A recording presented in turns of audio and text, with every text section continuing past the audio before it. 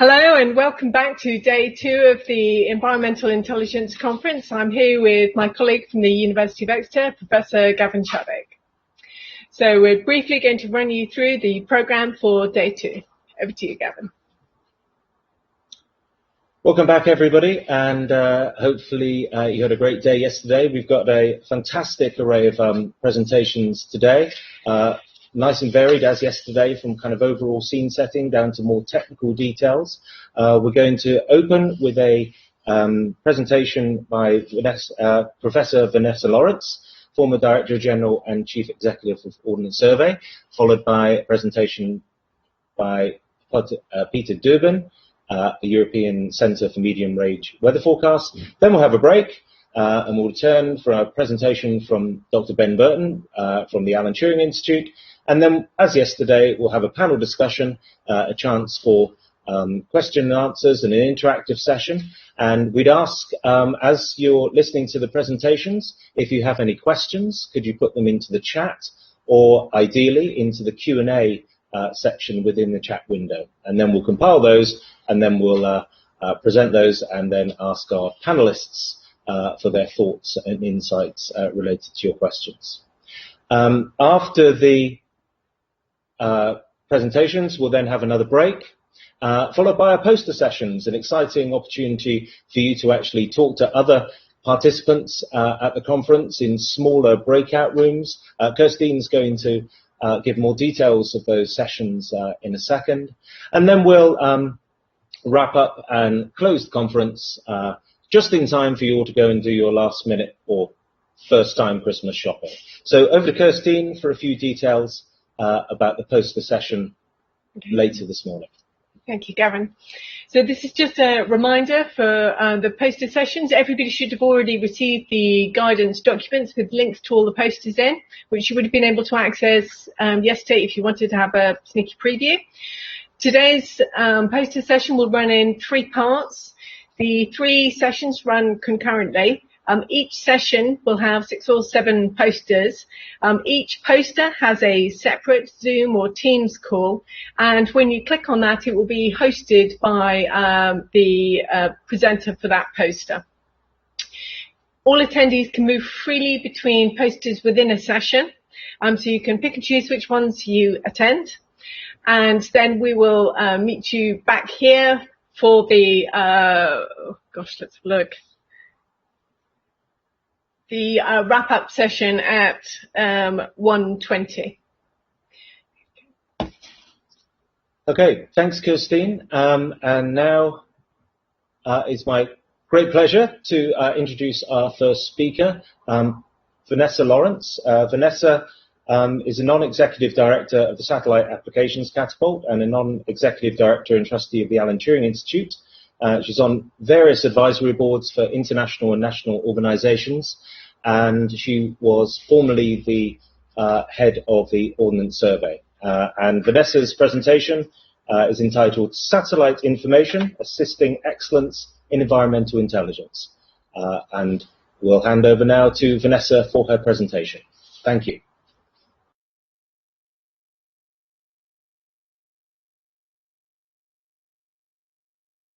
Welcome everybody and say good morning, and I very much hope that over the next sort of 30 minutes I'll be able to give you a little bit of understanding of my views on how satellites really can assist your work in environmental information. So I'm just making sure I can see my own slides. Fantastic, thank you. Yesterday we had a fantastic presentation by Professor Henderson, and he very much set the scene for us about how pollution over China had reduced during COVID times. And what we very much saw is him telling us what was happening and also when it was happening. And that is one of the key things that we're able to do when we're talking about using satellite information to assist you in your work. just trying to work out how to move on. There must be a way to move on. Forgive me, can somebody just... You have to do it in your own PowerPoint. Oh, forgive me. So, I think that should be working. Gavin, could you tell me if that is now working, please?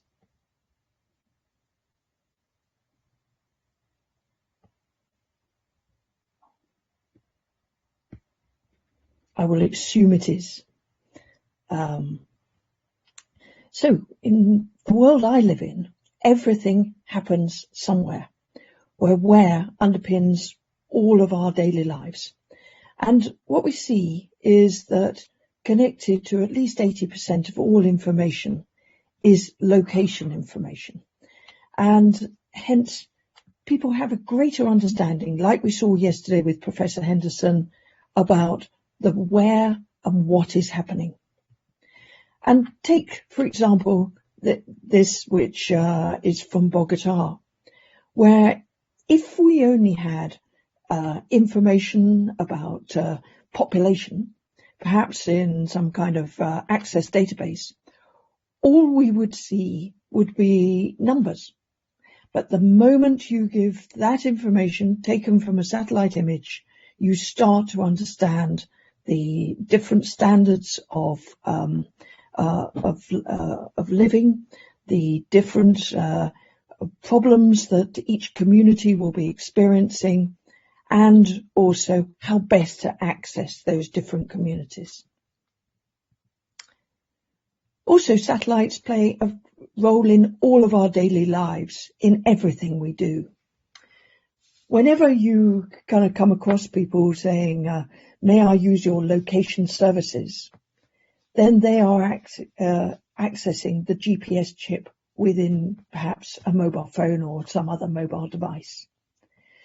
But basically using not only the GPS systems, but some on-the-ground correction systems, we can now get that GPS signal to be refined down to between 1 to 2 centimeters. And by doing that, it assists every kind of activity of our daily lives. When you're sitting in traffic behind, sadly, a very bad crash on a road, you're basically knowing that the emergency services can now clear up a crash 40 minutes earlier than ever before using RTK GPS, because they have to measure and pass on all those measurements to over 26 different organizations, including the car manufacturers, whenever there is an issue going on. What we also see is that the Earth observation world is changing considerably. It used to be that often people would be using it for low resolution work, such as in agriculture, but now it's quite possible to be using, as you'll see later, everything from very high resolution through to video in real time from satellites.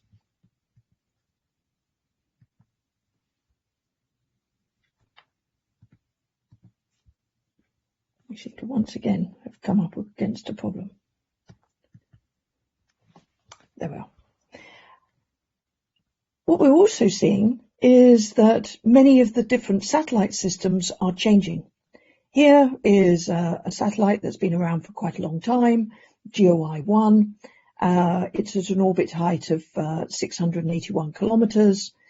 And in black and white, which we call panchromatic, it gives you a resolution of 41 centimeters.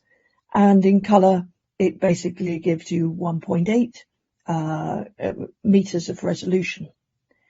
But what we're also seeing is that now, on a regular basis, everybody is using 30 centimeter resolution data, and here is an image taken over London.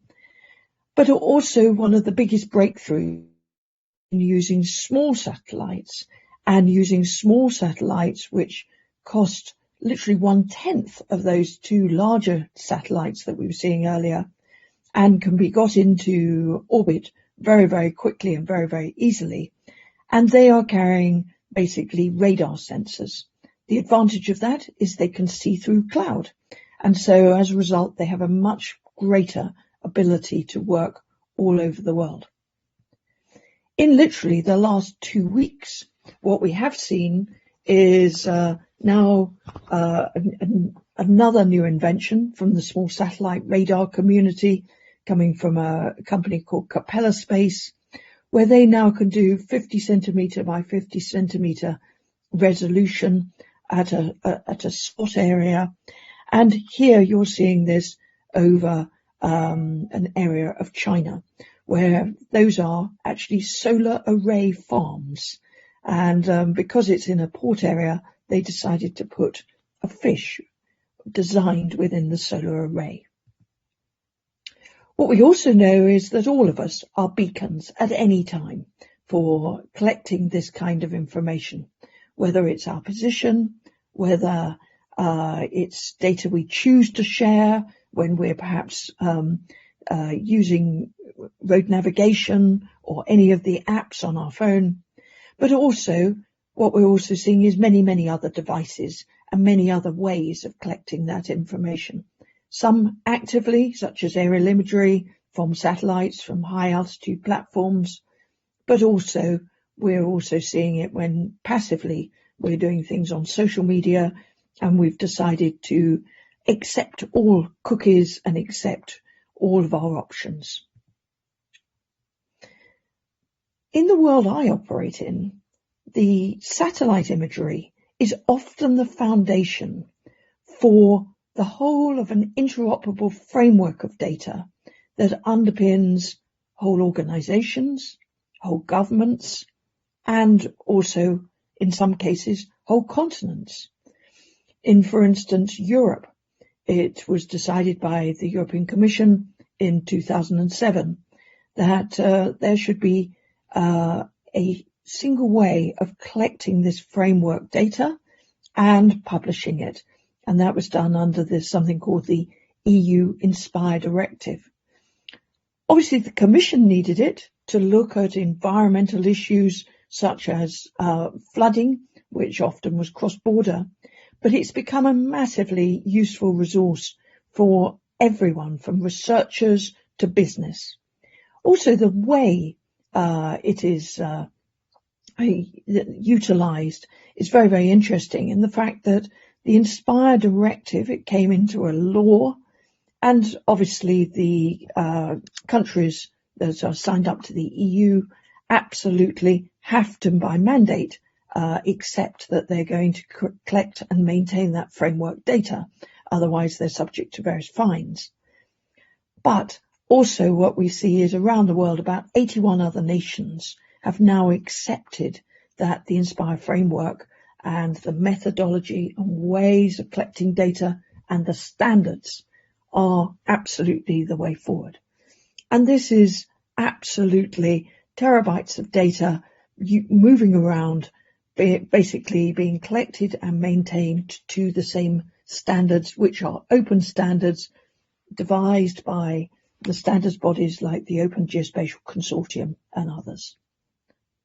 And what we see is from that Earth observation data, very much using machine learning and other systems, we then can get good geospatial foundation layers made, just as I've expressed to you, but also very much specific application analysis, temporal change analysis, and now real-time observation. And all of that can be used, whether it's to go into what can be called a national spatial data infrastructure program, which is something that many, many countries are now investing in. I'm currently doing a piece of work looking across 12 countries across the globe at the comparable regulation and governance they've put in with their national spatial data infrastructures. And I'm hearing from places like Denmark that they now have 400 organizations, mainly in the public sector, contributing data on a daily basis into their national spatial data infrastructure, using all modern techniques to make sure that it can be used to underpin the decisions that are needed. Very much what we see is one of the advantages of satellite imagery is its speed of collection and its ability to have temporal frequency. So you can understand what's happening very quickly over time. And here, for instance, is an example from Lake Chad, and this is Lake Chad in 1963. And of course, one is able to monitor it on a very regular basis, as very sadly it becomes much smaller. And the dry times can be now fairly difficult. What we're also seeing is this kind of technology being used in day-to-day working of measuring and monitoring particular assets. And here is an example done in the commercial sector, basically using AI algorithms for the railway network here in the UK, where people are able to look at different incursions into the rail network of trees that are overhanging, trees that potentially might have high impact on the railways, and trees that are outside the impact zone. We're also seeing that one is able to look at things remotely to really understand how sometimes terrible things are happening, which perhaps on the ground are not going to be reported. And here is an example from a company near Guildford, which does a lot of work in conflict zones using AI and satellite imagery. And they work specifically, they've done a lot of work with refugees and the whole environmental impacts, whether it be in Afghanistan or whether it be here as it is in Syria. And what they saw was basically tree felling became a necessity once the conflict was underway, to provide firewood and also in the legal production of charcoal. And so as a result, there was mass deforestation. There were then 10,000 displaced Syrians found themselves in one particular displaced camp, and how it was located between various makeshift oil refineries. And due to the bad weather, poor sighting, they needed to move again as the rising floodwaters wash away part of the camp. And as you can see, it's also adding to the problems of toxic waste, and also how the floodwaters were now going into the camp.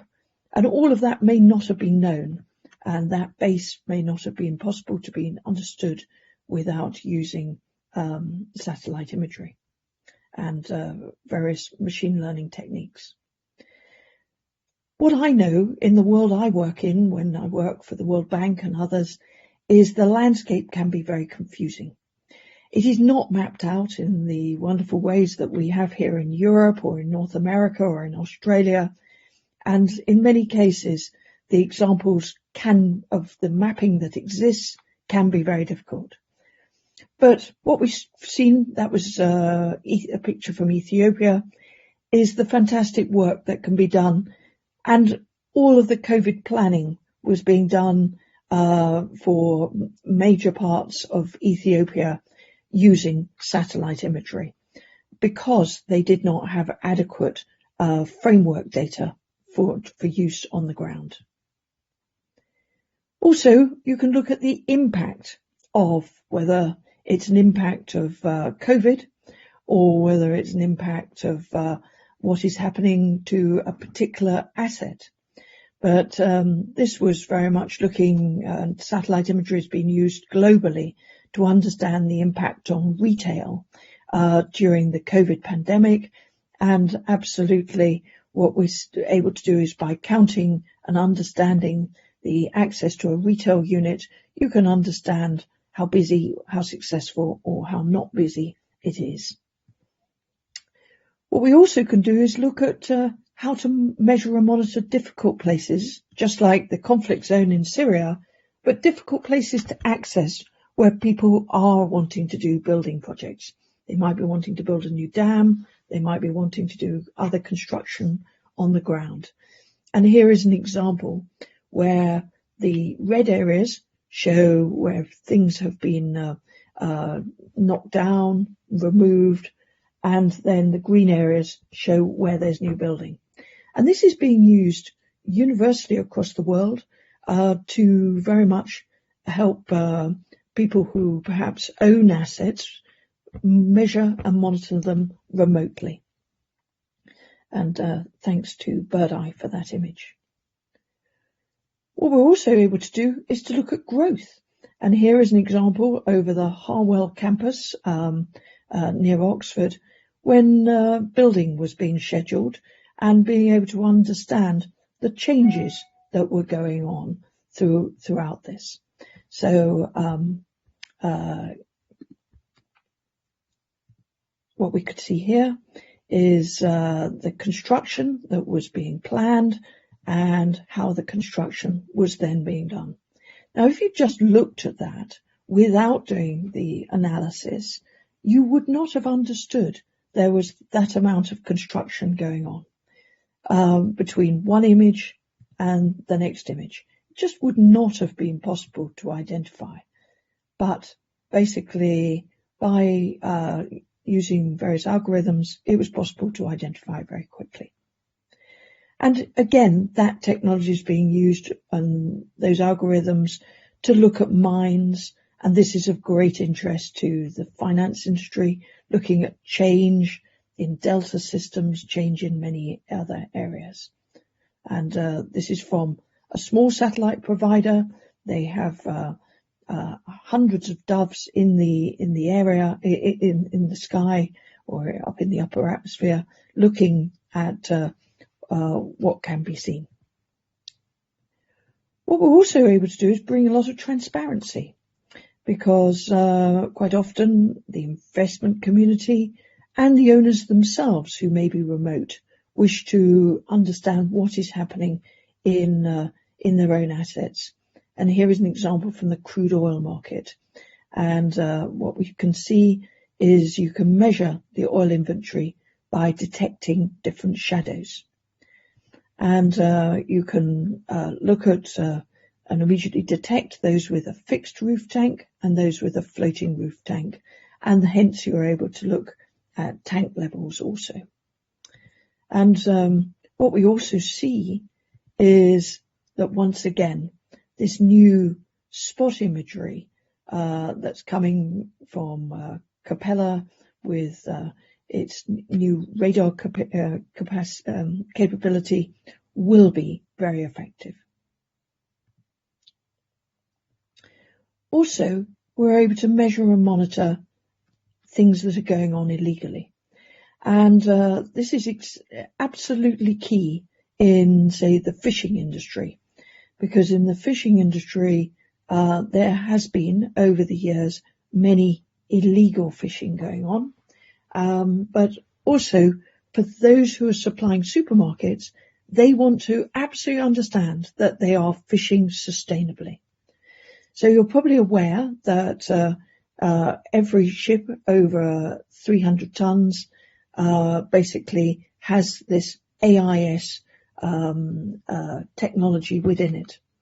And what it's able to do is look at the vessel's identity, position, speed and course, because it's constantly transmitting that. So you get the location, time and behavior and the identity. And what this can then do is work out exactly where there is illegal fishing ongoing and detect it. And as a direct result, people are able to now prosecute people who perhaps are using very small boats to load very larger boats, which those smaller boats are not registered to fish and are illegal. Here is some examples where then you're able to look at that metadata and then you're able to understand the risk profile and what licenses these people have to fish. So this is going on day in, day out throughout the fishing waters around the world now.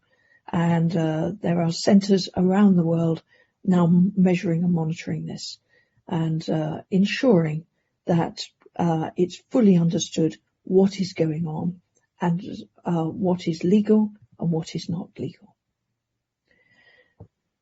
Also, it's really important for assisting agriculture and assisting people to move forward in developing their crops. So here's an example of coffee, how coffee producers basically are living below $1.9 a day, which you may know is the World Bank's measure of extreme poverty. And these rural smallholders want to try and enhance that income. So with better weather data and satellite imagery, they're able to measure and monitor the health of the crop much more easily. And as a result, what we're seeing is low quality coffee, which is what, without the measuring and monitoring, they were finding they produced in the majority time, sells for about $1 per kilogram, whereas high quality coffee sells for $40 per kilogram. So in Rwanda, there has been a lot of work going on using web apps and mobile apps, making sure smallholders have them, and we're seeing a 20 to 40% improvement in farmer income using this technology. And also that will knock on through the supply chain and also then have a direct impact on the economy of Rwanda. What we've also seen is how agricultural expansion absolutely can be measured and monitored and seen the impact of. And what we've also seen in this, particularly in this area of Helmand Province, is the impact of solar panels.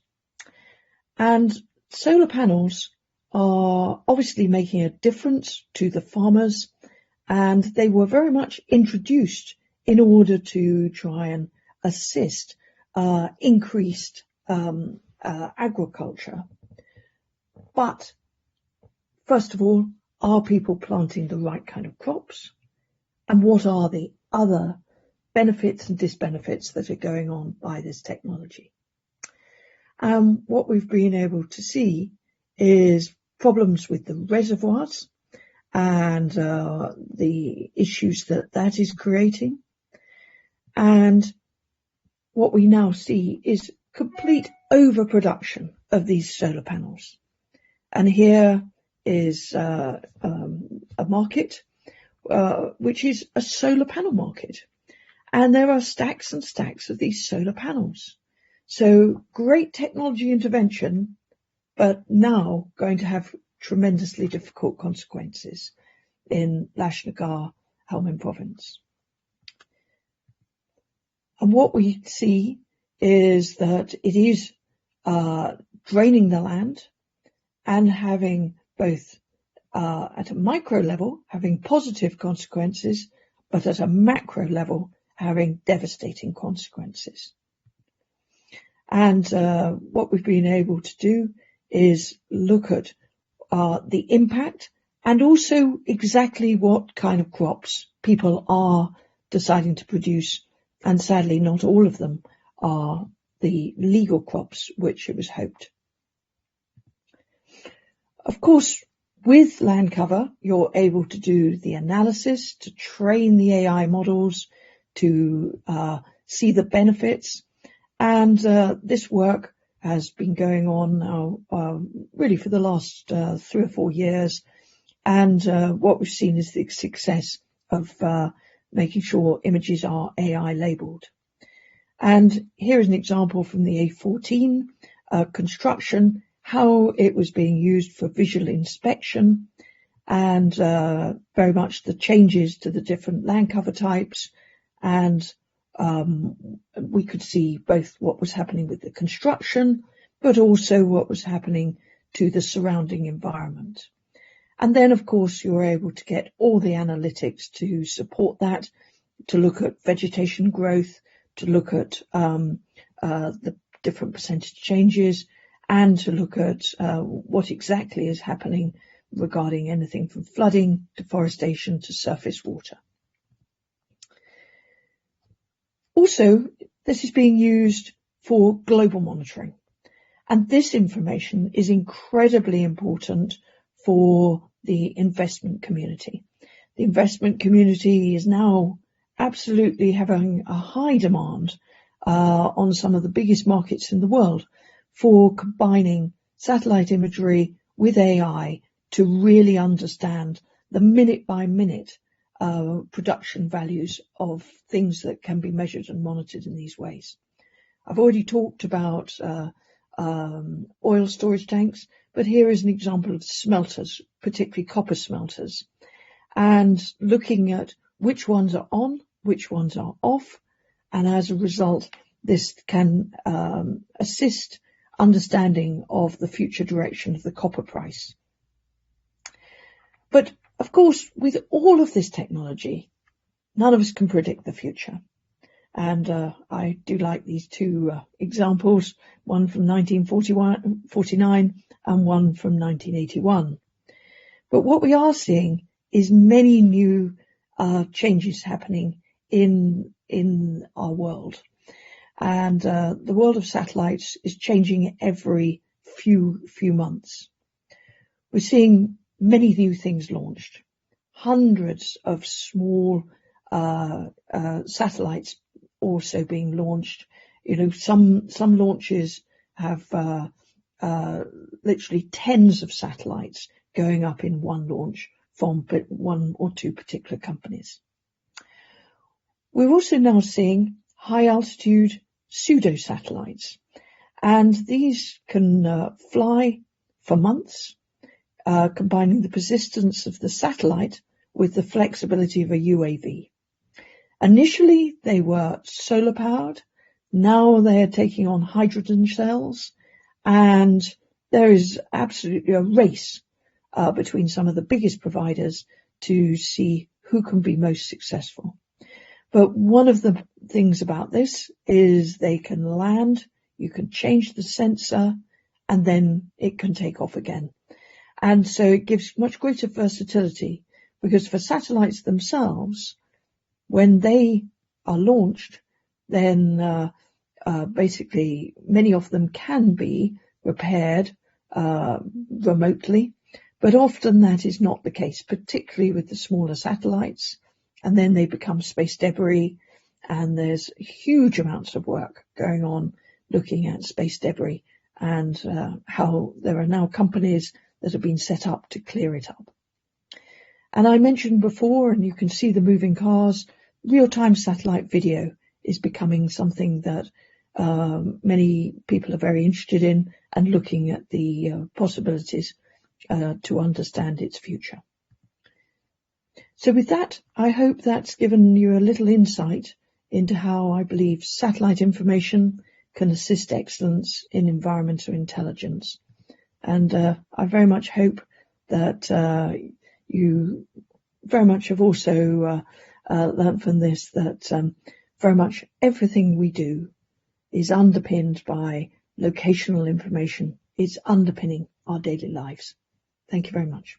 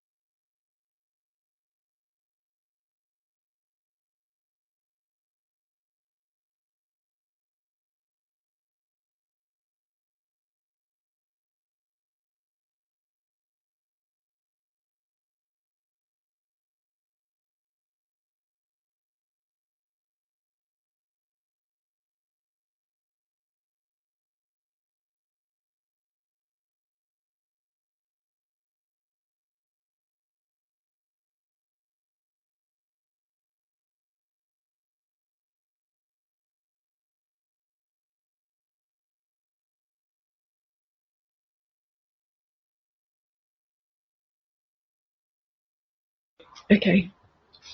Do you want to do? Yeah. Mona? Yeah. Welcome back.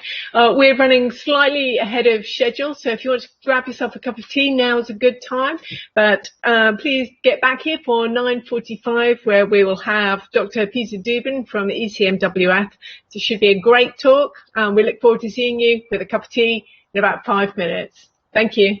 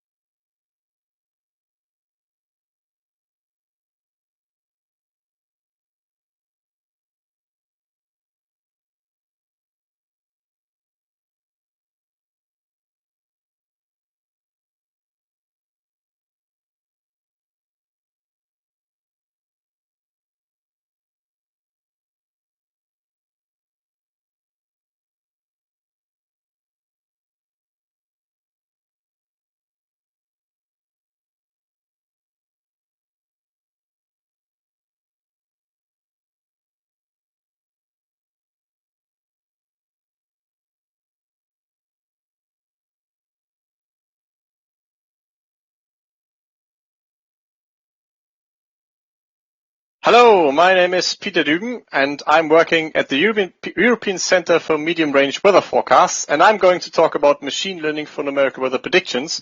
And this is a topic I'm very much interested in because I am the machine learning coordinator at ECNWF. So why would machine learning actually help for weather and climate modeling?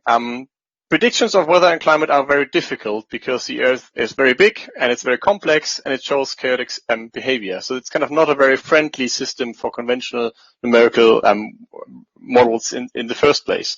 And on the other hand, you actually have a lot of data that you could look into. So we're actually talking about hundreds of petabytes of Earth system observations and model data that are available at the European Center, for example.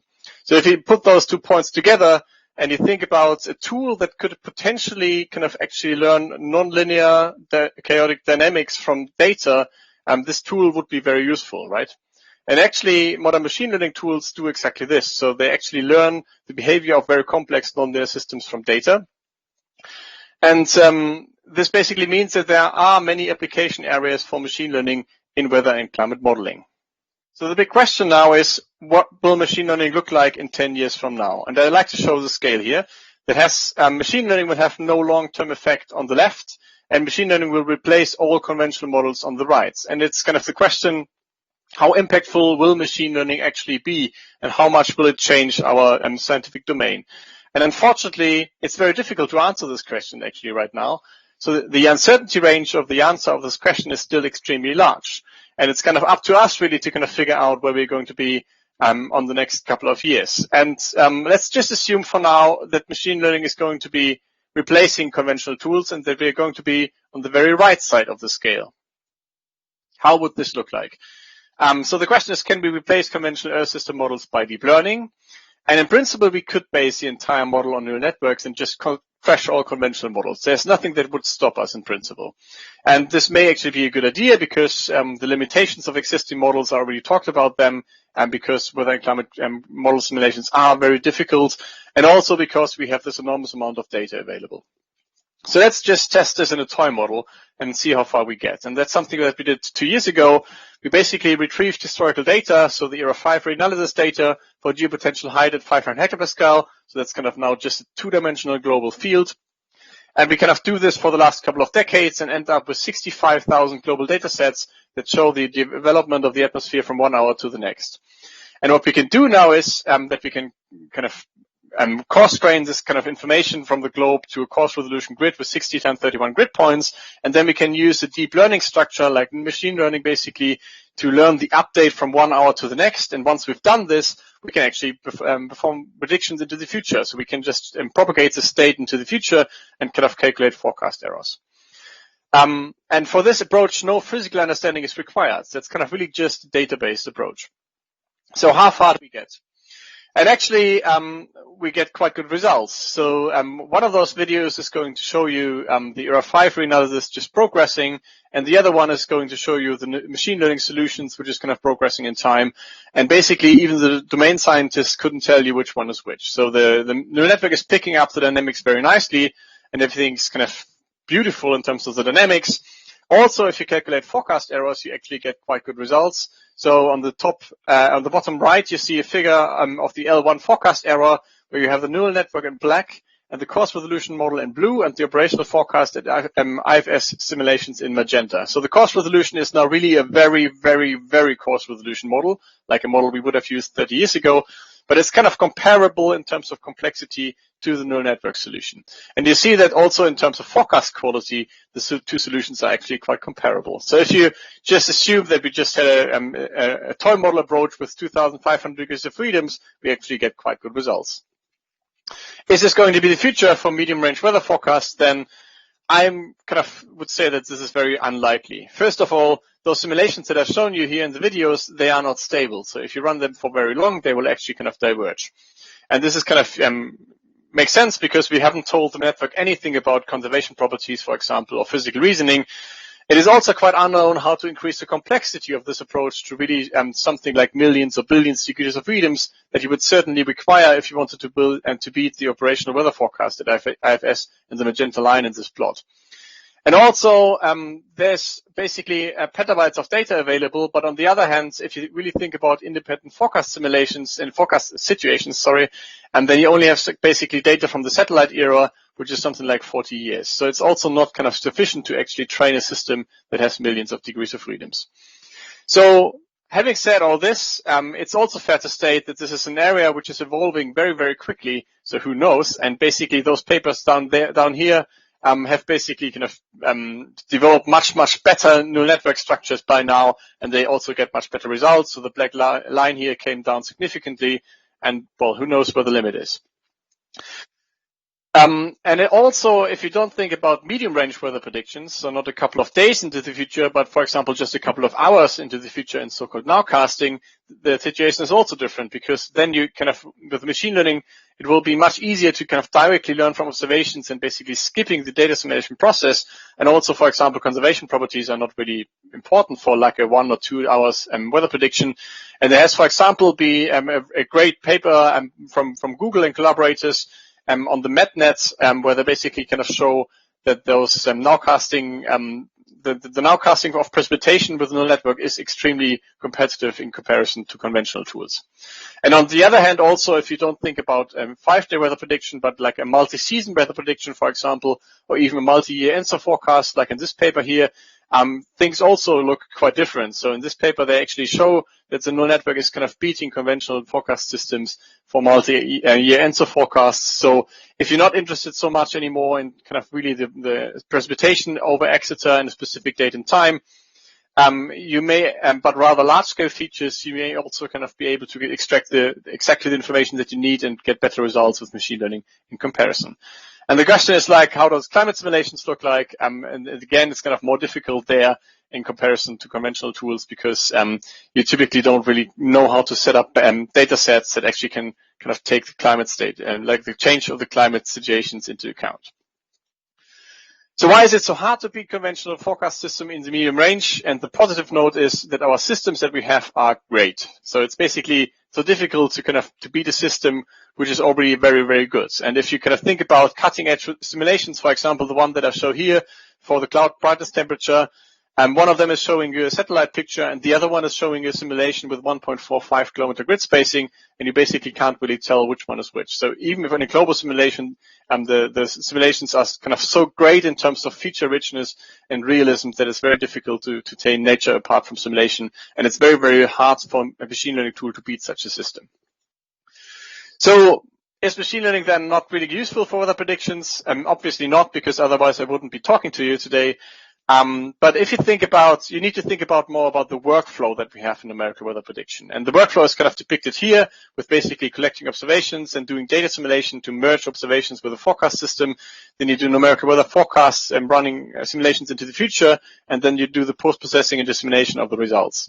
And in the background, you have also the high-performance computing architecture and the data processing infrastructure. And if you now think about application for machine learning across this workflow, you will actually come up with a very long list. And the color coding of the boxes that you see here is kind of equivalent to the color coding of the boxes of the workflow.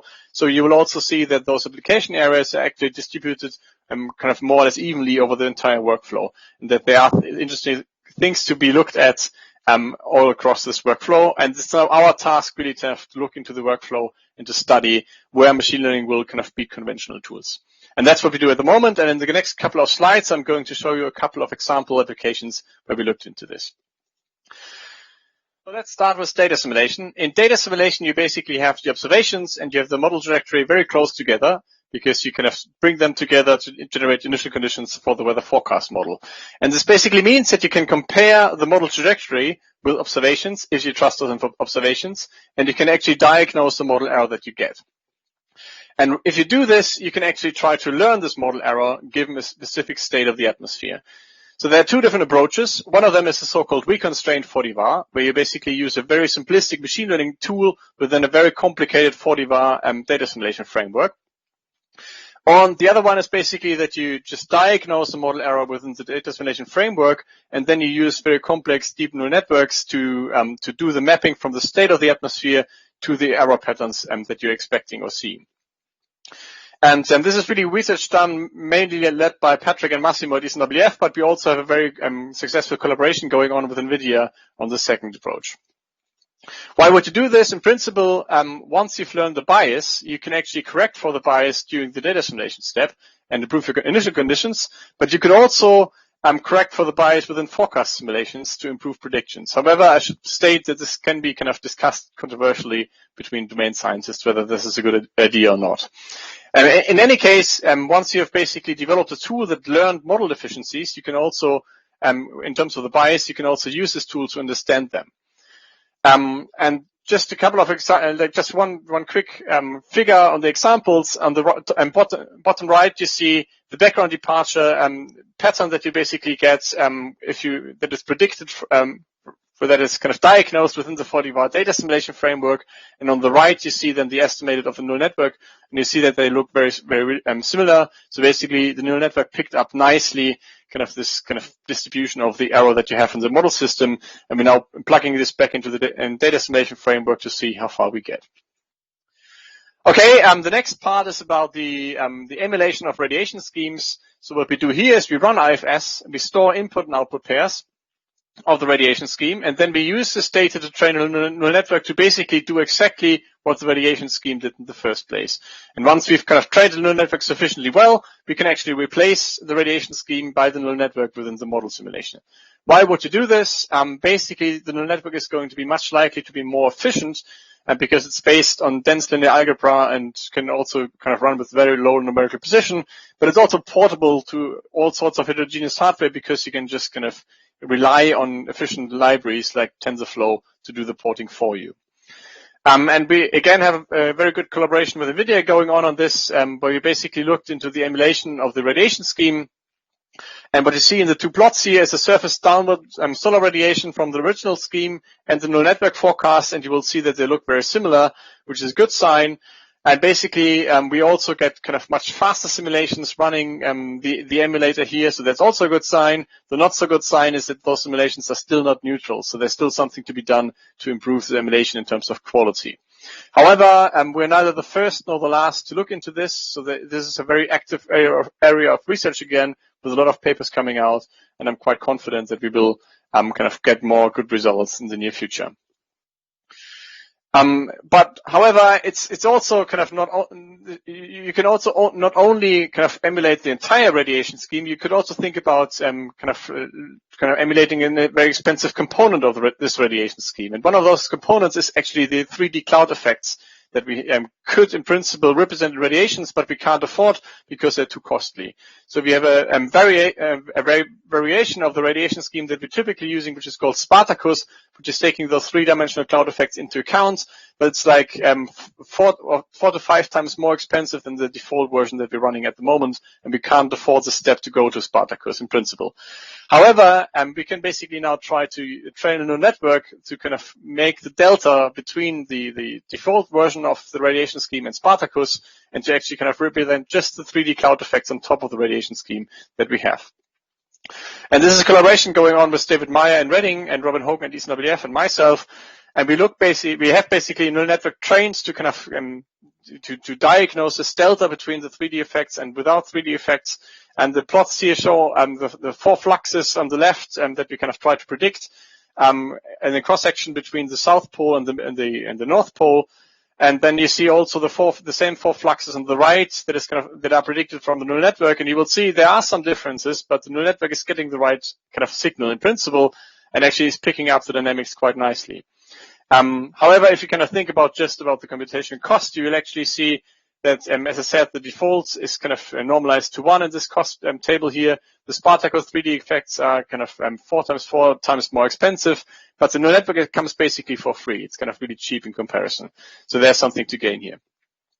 And also, hot off the press, we have another collaboration going on with Matthew Chantry in Oxford, where we also look into the gravity wave drag parameterization scheme and to emulate it. And basically, it's not only kind of working well with the emulation, but also we are able to generate tangent linear and adjoint code from this neural network structures, which is kind of may really be a game changer for 40-var data simulation in the future.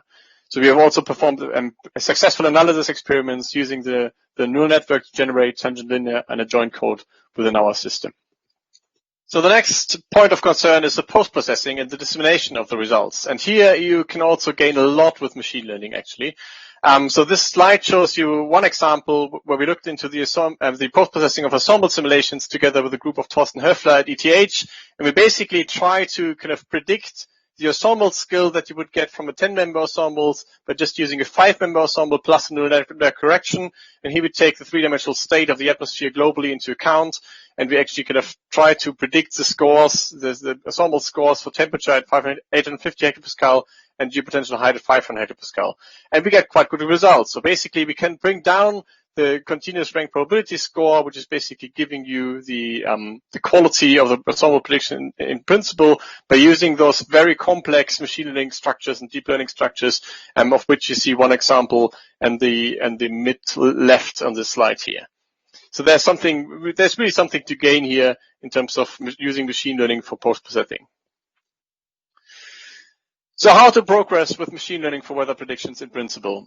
So I think I really strongly believe we should look into bottom-up approaches where we really look into very kind of simplistic machine learning solutions and kind of really think about how we can improve those machine learning solutions using, for example, trustworthy AI, where we can understand what the scheme is doing, using hybrid models where we combine machine learning and conventional tools, and also in particular for uncertainty quantification, we can gain a lot by looking into very simplistic systems and kind of just try to learn how to really build very good machine learning tools.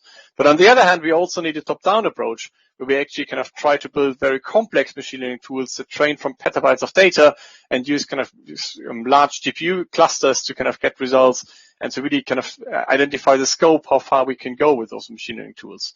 Then we should also kind of focus on useful tools. So we will need as a community some beacons where we're actually going to have machine learning solutions in place for operational weather predictions within the next couple of years to really show how far we can go with those methods.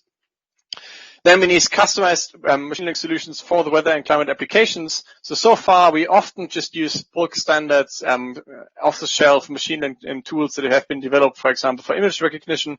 But if you want to represent physical fields correctly, you should really think about how to customize machine learning solutions and to build machine learning simulations solutions that actually take the physical knowledge into account. This basically will require the development of benchmark problems. So as a community, we will need to kind of develop some problems that we think are really kind of worth investigating. And then we will also need to kind of develop a benchmark data set that can be used for all the different groups to look into, because this is the only way to actually allow to have quantitatively comparable, to perform a quantitative comparison between different machine learning solutions. And none of the above will be possible without a close collaboration between domain scientists and machine learning experts. So this is also something we should really actively foster. What is the future of machine learning at ECNWF? First of all, obviously the big points are that we want to foster the collaborations between domain scientists and machine learning experts. We want to build infrastructure to allow domain scientists to easily explore machine learning applications. We want to train staff and talk about opportunities and limits of machine learning, and share our kind of experiences. And we want to support weather and climate community within Europe and also our member states. How will we do this? First of all, the big news, the Milestone project is going to start early next year, where we're going to develop a co-design cycle, basically kind of extracting weather and climate applications and machine learning benchmark data sets, then building software solutions to kind of really optimize the training and the application of those machine learning solutions on state-of-the-art hardware, and then even also kind of develop bespoke hardware components to really optimize machine learning for weather and climate. Then also we are kind of entering a center of excellence together with Atos and a couple of other partners, where we're really also looking into machine learning and how to kind of really improve machine learning efficiency and high performance computing architectures. ECNWF is developing the European Weather Cloud together with EUMETSAT, and cloud structures are very important for machine learning. And I'm pretty sure this Weather Cloud is going to be really a game changer as well for our applications of machine learning in the future, and also for our member states. We are kind of buying significant GPU power at the moment, both for our high performance computing systems, but we also have GPUs in the clouds now. Then we have opened our data archive, which basically means that there's also more room for interactions with machine learning scientists, external. We have a seminar for machine learning that I'm organizing, and also Destination Earth is to become, which is kind of a big European Union project, where also machine learning is going to play a very big role. Okay, the conclusions, I'm not going to read them out loud because they're kind of kept very general. You can, if you have questions, please feel free to contact me at any time, and I thank you for your attention.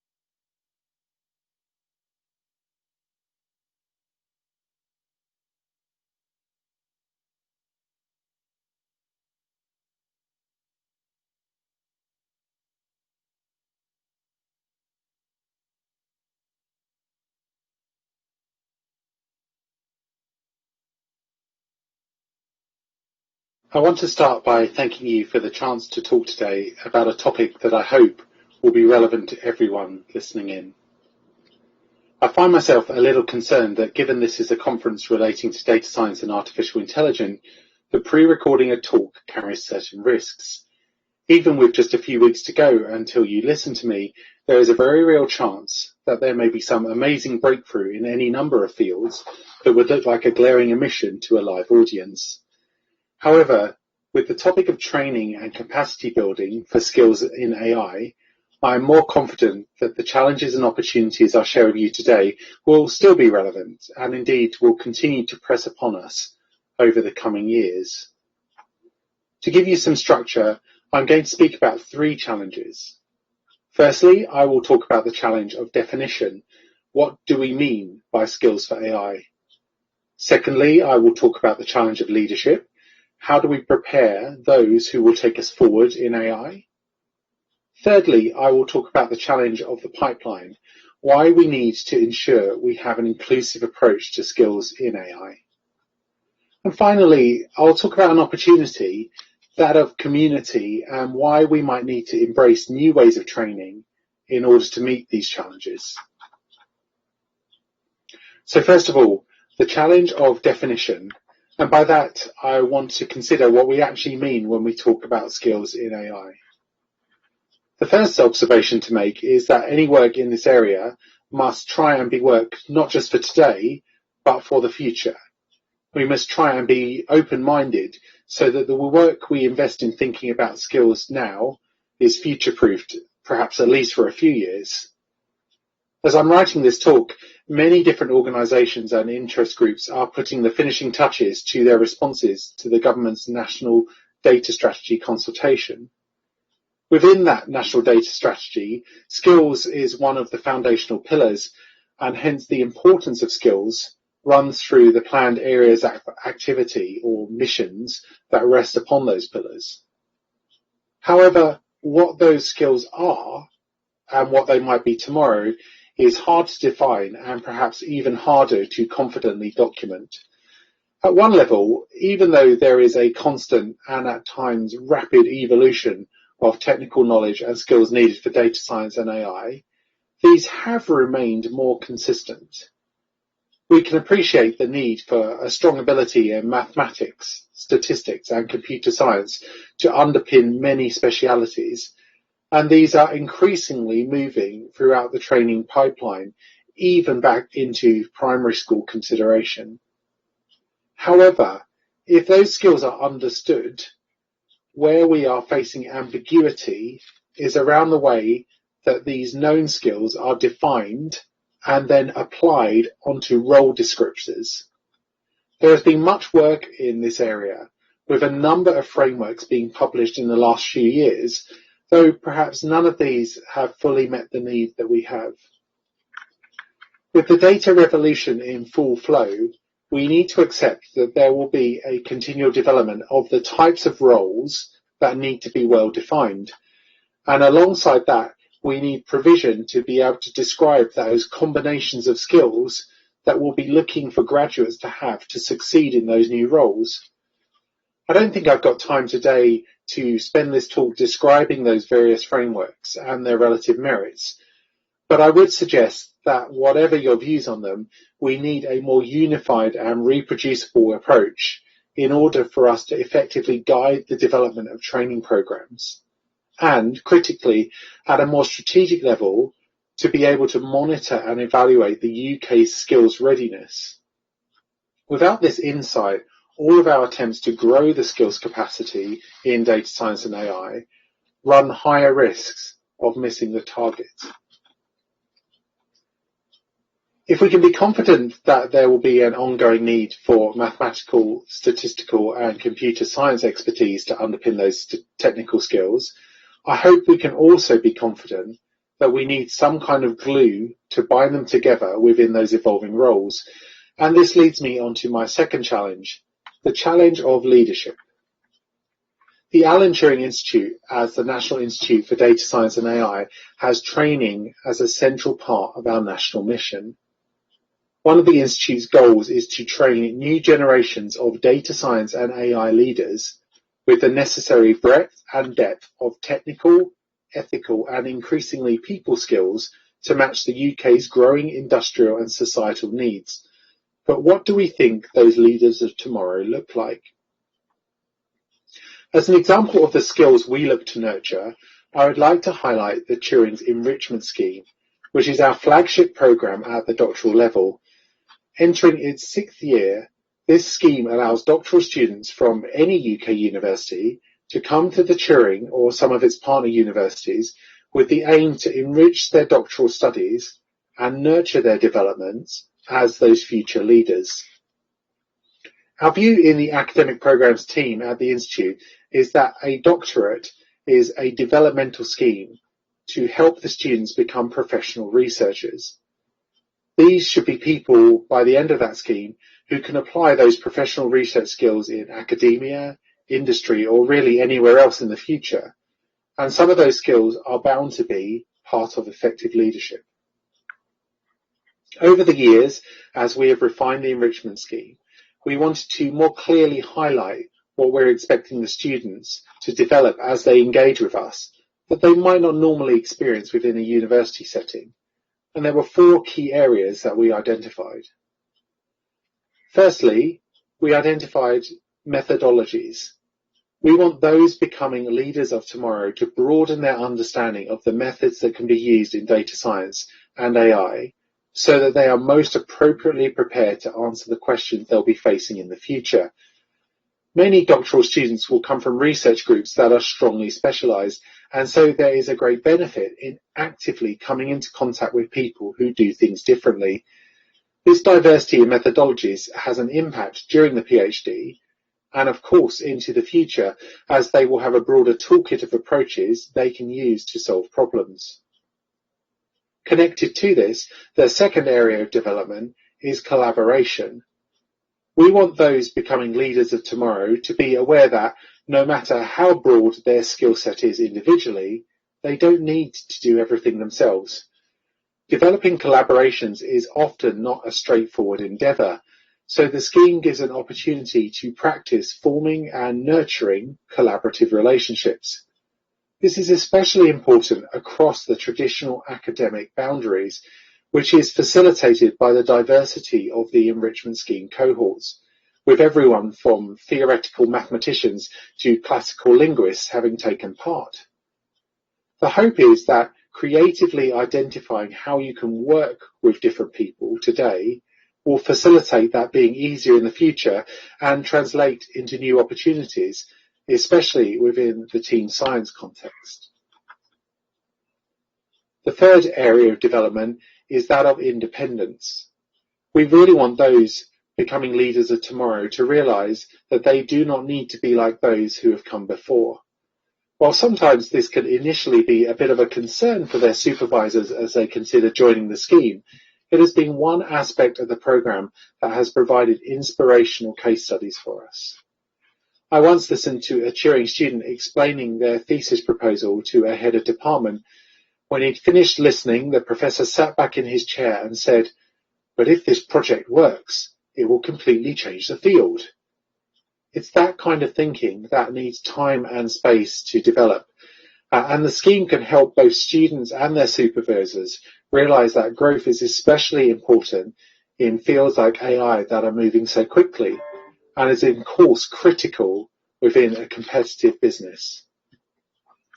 Finally, all of those 3 aspects, methodology, collaboration and independence, are structured around a core approach to data science and AI that promotes ethical and safe use. At the Turing and increasingly across the data science community, this is becoming a central issue. This isn't just about keeping algorithms, mutant or otherwise, off of the front pages of the newspapers, but about empowering researchers to know how to do data science and AI research well, and giving them the confidence to be able to stand up and advocate for that in whatever research setting they find themselves working in. No longer can this ethical approach be left out of training programs with the justification that it isn't relevant in that field. We all probably have, or might be examples ourselves, of researchers who have found ourselves moving from one area where the ethical concerns are more nuanced than they were where we did our initial training. And that's important to recognise and engage with. At this stage, I really want to stress that these goals that we've identified and are articulated at the heart of the Turing's Enrichment Scheme are not only provided by our programme. There is much quality programming out there. We've noted that increasingly these ideas are being incorporated into doctoral, masters and increasingly undergraduate programs across the UK, and this should be a sign of great encouragement to those who know they will be relying on these leaders of tomorrow to drive forward research and development in the coming years. And we hope it is a trend that continues. Because without this investment in the total package of a leader in AI, we may have a group of highly skilled data science and AI practitioners, but the impact will be lost if they lack those leadership abilities to bring their skills and the skills of those around them to focus on the critical aspects of their work. I have to this point, though, taken a rather focused view on training, talking about those who pursue a higher education pathway. The third challenge that I will more briefly discuss is the challenge of the broader skills pipeline that is, of course, critical to build a national capability for the future. When discussion turns to pipelines, we can tend to quickly look to the school system and how data skills are being increasingly incorporated into the national curriculum. We really hope to see a continued movement of data skills from being taught as part of maths to being incorporated into those subjects in which students can actually collect and work with data. Examples in this area include efforts backed by the Royal Geographical Society, for example, in providing teacher training for geospatial data skills to help increase future capacity. However, we must also realise that schools are not the only pipeline, and that a majority of the people who will be working in 2030 are already employed. And so if we want to consider capacity in AI, we must have a plan for allowing people who have left school already to develop and apply new skills.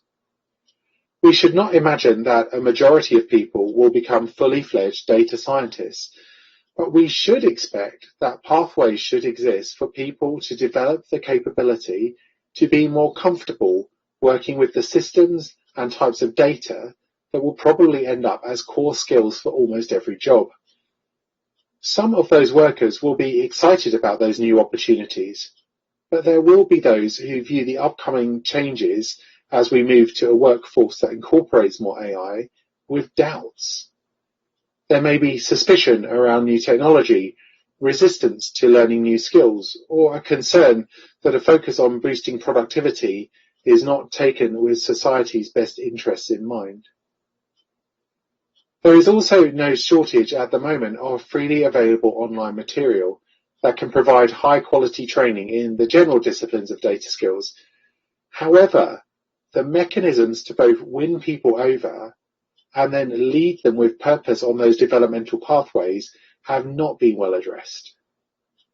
Progress in this area will rely on both the definition of those skills and roles mentioned earlier, but also the guidance and vision of successful leaders to bring people onto skills development journeys.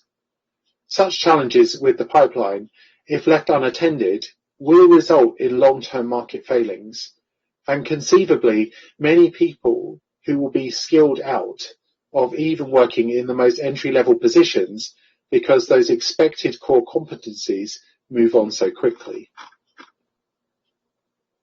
To finish then, let's turn to a more positive note, and I'd like to consider how harnessing a community approach may help to make progress in these areas of challenge. I don't think this should be a surprise for me to suggest, because if we want to have a sustainable skills capacity, we need to work together.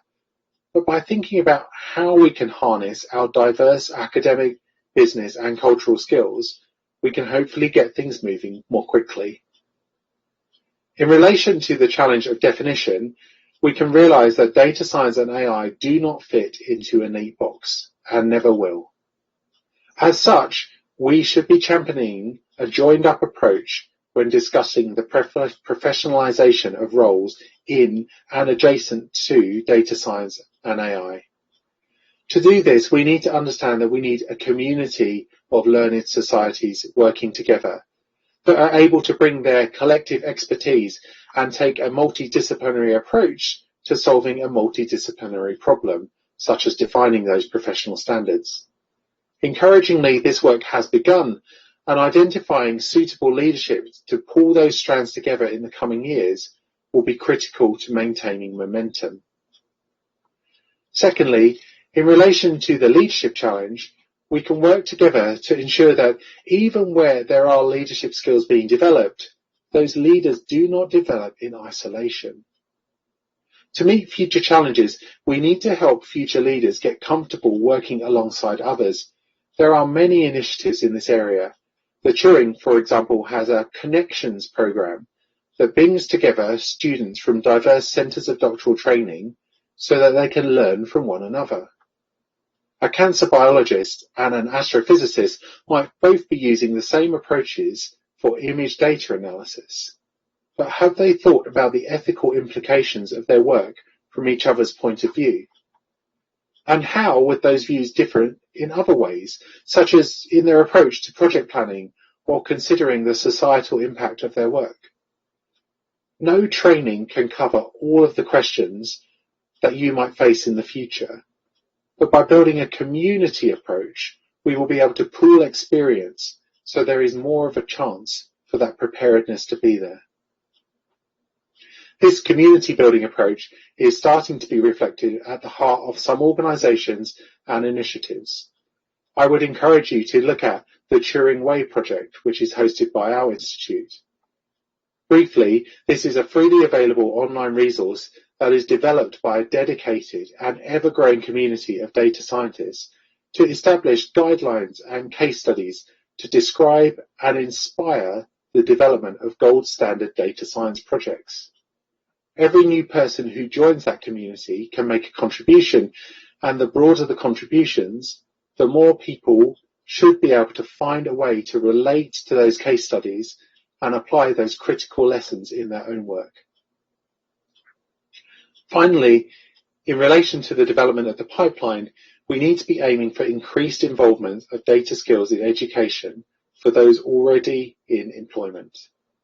There is so much to be learned from collaborations between industry and academia in this area, particularly in harnessing the training expertise from academia and coupling that to the meaningful case studies from industry that enable people to see themselves as lifelong learners. To do this, we need to help develop a community of data and AI educators who can bring excellent teaching practice out into the workforce and enable industry to better evaluate and describe its skills requirements. A recent example of this is the creation of an SME skills portal by the Data Skills Task Force that allows organisations to identify their organisation and technical readiness with respect to data, and then critically links them up with appropriate training to develop their data capability. Importantly, without the input into its design by both the trainers and the SMEs, this would not have been able to deliver on its goal, which shows the importance of building that community approach into the pipeline challenge. So perhaps that leaves me with setting a challenge for you. How can you be involved to help ensure that we keep building skills capacity? It may be as simple as getting involved in some existing projects or contributing to a consultation knowing that you have a particular skills need, or perhaps opening up training resources that you have to a broader group of participants. The idea of democratizing knowledge about opportunities of data is gaining momentum and has the potential to help overcome the AI skills gap that we face and ensure that we can embrace new technology and continue to diversify our workplaces. That's why we as a National Institute take our responsibility of training a generation of champions from across all academic backgrounds seriously, and why we are excited to see how we can work with many others to help take up that educational mission into the future. Thank you for listening.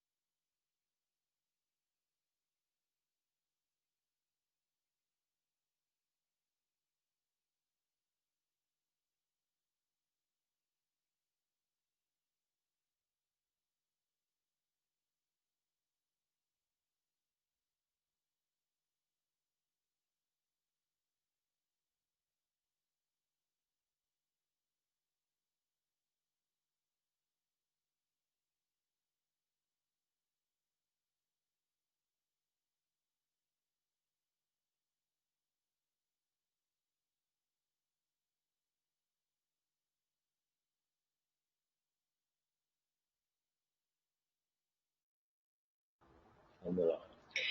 Hello and welcome back. I'd like to start off by thanking our three speakers for some very interesting and thought-provoking presentations, as has been evident by the numerous questions that we've been sent. Gavin and I are going to kick off by exercising the chair's prerogative and asking a couple of questions of our own. So if I could start with a general question for the panel about future challenges and opportunities. Perhaps if I could move through Ben to give me maybe what's the top challenge and the top opportunity for skills development, then maybe Peter for weather and climate modelling, and then finally over to Vanessa for information for satellites. Ben, would you be able to say a few words on maybe the top challenge and the top opportunity? Yeah, so I think I would go back to the point that I raised about making sure that more people who are currently in the workplace are able to engage alongside this, and that working in data science and AI methods doesn't become an exclusive barrier for people understanding what's going on. And I think that's really important, because if people within those businesses aren't able to engage with that work, then that's also going to hamper the way that the public is able to engage and trust the outputs as well. And I think that is the opportunity as well to think about how we can bring training into part of the day-to-day life. So it's not just going on a course and then hoping that will be better, but embracing, I guess, the new way that we're perhaps a little bit better now at distance learning or learning in more flexible ways, and trying to bring that into the day-to-day work so that you're learning on the job throughout your career, and that training is not just seen as something that happens early on. Thank you. Thank you. And Peter, would you be able to say a bit about challenges and opportunities from your sector? Yeah, it's not too dissimilar. So basically, we have the two communities, right? And we have the domain scientists and we have the machine learning scientists. And we have the domain infrastructure and we have the machine learning infrastructure, both in terms of software and hardware. And we need to bring those two communities together to kind of really build the best for our applications, and also to learn how to kind of build in-house infrastructure to kind of do machine learning in the best possible way. And this will require some efforts from our side. It will require a lot of interactions with the machine learning sides. But on the long term, I think the goal should be really to integrate those two disciplines almost to an extent that you can't distinguish them anymore. And I think that's the greatest challenge right now at the moment. Gosh. Thank you. And finally, Vanessa, would you be able to say a bit about information from satellites? Certainly. I think our top challenge actually mirrors very much what both Ben and Peter have said, is about working across discipline. The satellite Earth observation community has been together for more than 30 years. The work we've done in analytics has been developed. We now have good interoperability between standards, and also we have very well developed frameworks.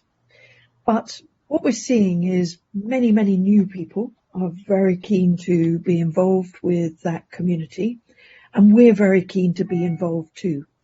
I think there's a tremendous skills challenge about making sure that people understand what is available within that community and what the deep resources there are, and also many free resources. We've had fantastic investment by ESA, and so we have a lot of free information freely available to everybody through Copernicus program and other programs run across Europe, which we will continue to have access to.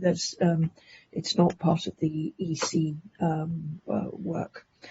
And we have development areas such as the Satellite Applications Catapult. We've heard about the Royal Geographical Society was mentioned, and we have our own professional accreditation through the Chartered Geographer Geospatial sections.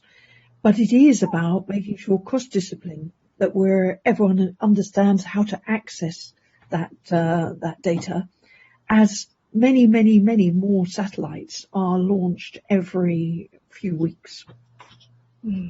Thank you. Gavin, did you want to?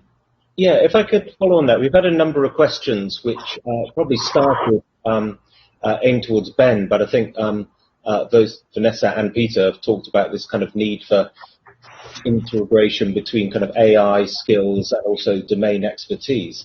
And so I'll start with Ben because that's where the original question came from. And there's also a question from Garth, which is about leadership, is about communication and interaction, not just within academia, but outside as well. So what more do we need to do to encourage a community approach to ensuring sustainable pipeline for AI skills? And also, I suppose, a specific question potentially for Peter and Vanessa, but I'm sure to Ben as well. What skills are missing at the moment if we're to make the most and to kind of really make the most of the opportunities that are available? So I wonder if I may start with Ben, because that's where the original question was directed.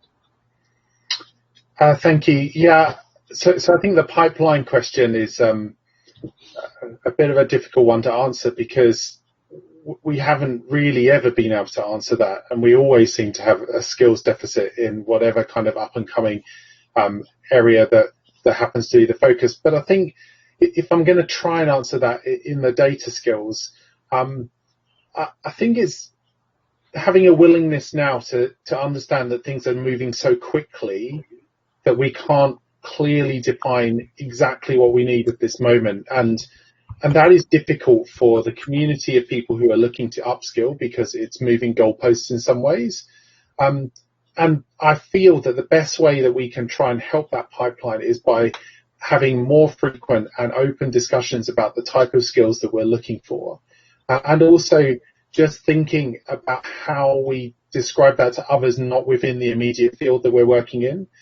So we've done some industry consultations when the Office for AI's Masters was about to launch, things like that. And people would say, well, isn't it obvious? These are the skills we need. And actually, that may have been obvious within that one sector, but that doesn't translate very well into other sectors without putting that work in. So I think that efforts to bring a national dialogue around the skills needs are really important.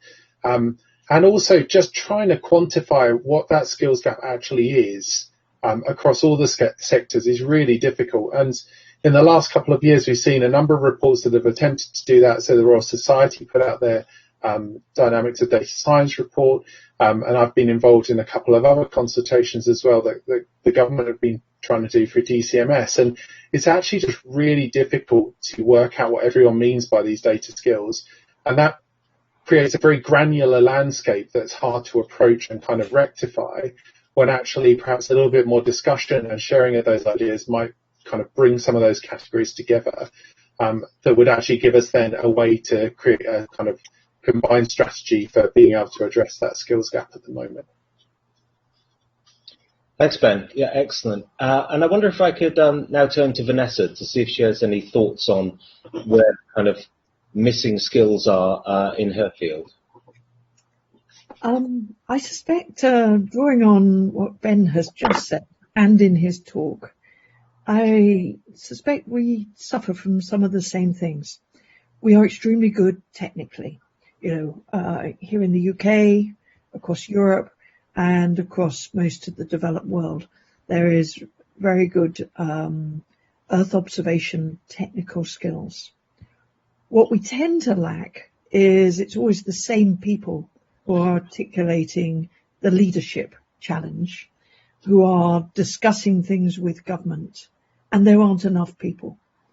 And, I'm very lucky. I basically was invited in 2011 to set up a brand new part of the United Nations called the United Nations Committee of Experts on Global Geospatial Information Management.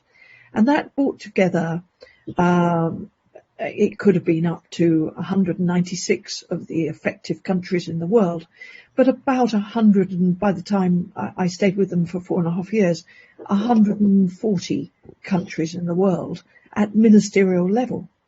But many of those ministers were not senior enough to get people to be able to articulate within their own countries the importance of the data infrastructures underpinning the decision making within their governments. And whether we're talking about, I see every day the world of geospatial and satellites is part of the geospatial community, the world of AI and the world of sort of space all coming together. And the one thing that so often is we do not get globally the senior support for people to realize the differentiator that good data can make to their decisions. That's great. And maybe I'll now pass to Peter to see what kind of skills are needed in his field and whether he thinks there may be an issue in the future in order to, if we're to exploit the kind of opportunities that are available. I guess the biggest thing here is really that the two communities of machine learners and domain scientists have quite different ways of working. So the machine learners would basically, they would get some data, they would define a problem in terms of a loss or cost function, and then they would basically train a solution for the specific problem. Whereas the domain scientist is really interested in understanding the physics behind what's happening, right? They want to basically describe physics and then build tools from this, and then also they want to kind of get a physical understandings about feedbacks from those tools, for example. And my experience is that this is kind of quite a big gap to some extent, because the two communities will not really understand each other. The machine learners will kind of get impatient because they don't really see a properly defined problem for them. Or if they come up with a solution, then the domain scientists will say, yeah, you got this one thunderstorm right. Yes, but what about this hurricane? And basically, there's a bit of a problem in terms of communication on the one hand, but also in terms of then acceptance. So if you really wanted to put something into an operational weather forecast, for example, you really need to convince domain scientists that the machine learning tool is kind of good enough for it. And there are kind of quite high barriers to actually kind of allow for kind of new developments to kind of go into operational predictions at one point.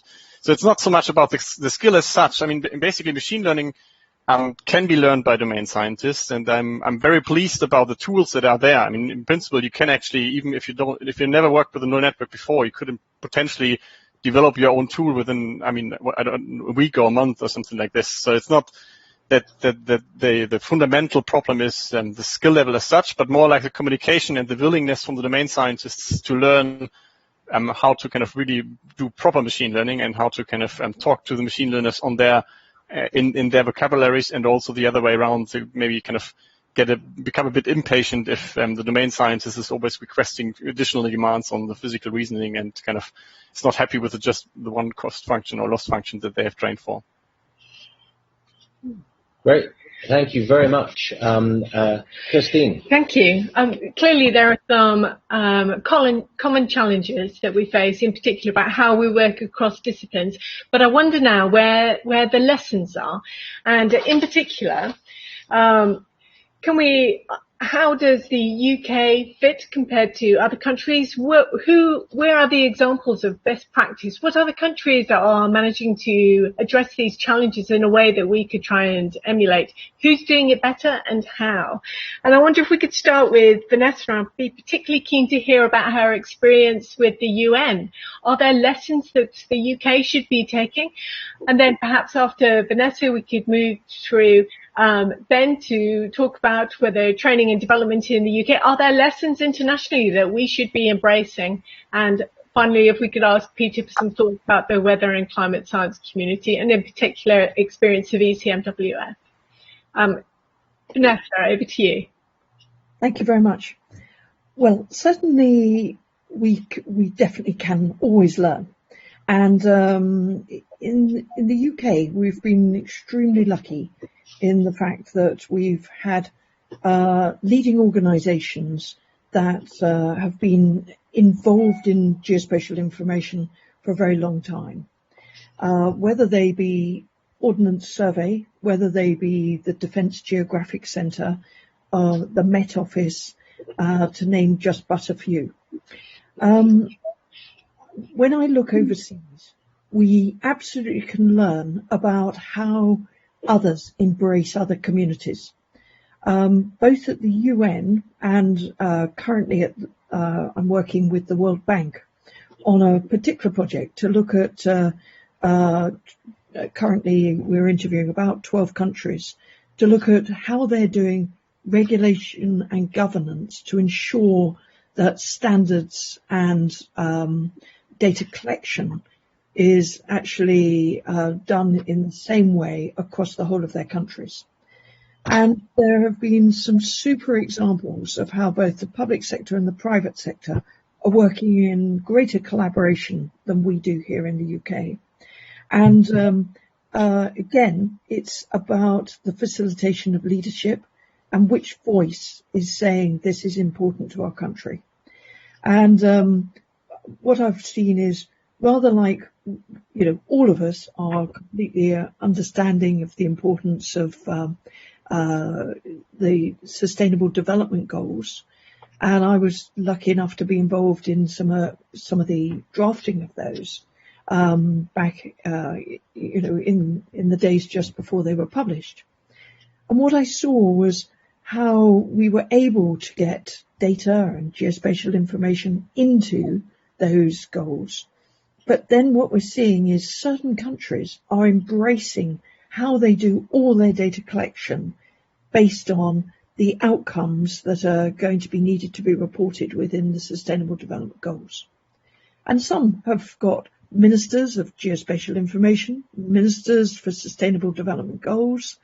And what we're seeing is where we have that championing, we also end up with governments really understanding at cabinet level the advantages, the real benefits, both to everything from the functioning of the country, better decision making, and even GDP that it can bring.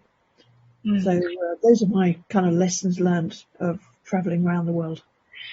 Thank you, Vanessa. And not wishing to put you on the spot, but are you able to say which of the countries are leading? Which ones should we be trying to copy? Well, I think we need to look by continent. Of course, by continent, there are always leaders.